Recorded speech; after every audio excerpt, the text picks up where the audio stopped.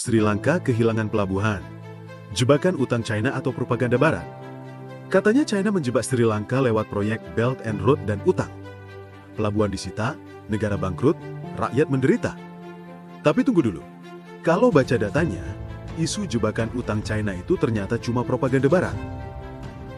Yang nyebar isu debt trap justru bukan korban, tapi pihak yang kalah bersaing di proyek-proyek infrastruktur Asia.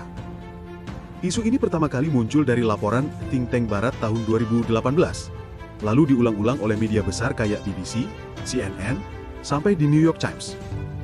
Isunya China sengaja kasih utang besar biar negara berkembang nggak bisa bayar, lalu asetnya diambil. Kedengarannya jahat banget kan? Masalahnya, nggak ada bukti kuat kalau itu benar. Faktanya, dari total utang luar negeri Sri Lanka, utang ke China cuma sekitar 10% sampai 15%. Yang paling besar justru dari pasar obligasi internasional, alias Barat, hampir 47%. Jadi siapa sebenarnya yang bikin Sri Lanka sesak nafas?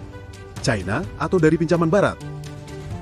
Pelabuhan Hambantota sering dijadikan bukti jebakan utang.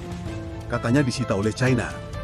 Padahal yang terjadi, pemerintah Sri Lanka sendiri yang menyewakan pelabuhan itu selama 99 tahun buat dapetin dana segar nutup defisit.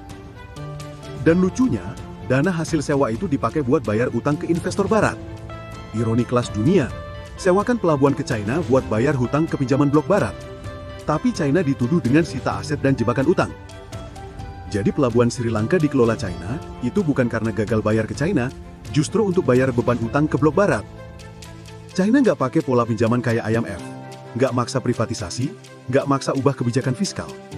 Ketika Sri Lanka nyaris bangkrut, China malah tunda pembayaran dan bantu restrukturisasi. Kalau IMF, baru mau bantu kalau Sri Lanka naikkan pajak, potong subsidi, dan ubah sistem ekonomi. Jadi kalau mau nyebut siapa yang bikin tekanan, justru pinjaman blok Barat yang intervensi kebijakan negara. Proyek Belt and Road China bikin Barat panik karena pertama kalinya negara berkembang punya alternatif pembiayaan. Selama puluhan tahun ini, cuma ada dua pilihan, IMF atau World Bank.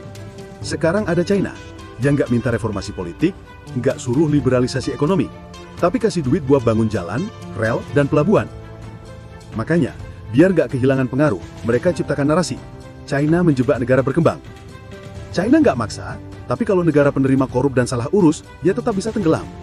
Sri Lanka bukan korban China, tapi korban elit mereka sendiri. Dan China nggak pernah ambil aset pelabuhan Sri Lanka, tapi pemerintah Sri Lanka sendiri yang nyawakan pelabuhannya untuk dapat dana segar. Jadi, kalau Mahfud MD bilang gagal bayar kereta cepat bisa bikin Indonesia kehilangan Natuna, berarti dia dan pendukungnya sudah terseret narasi propaganda Barat. Sebelum percaya isu jebakan utang China, coba tanya dulu, siapa yang sebenarnya terjebak oleh narasi buatan Barat?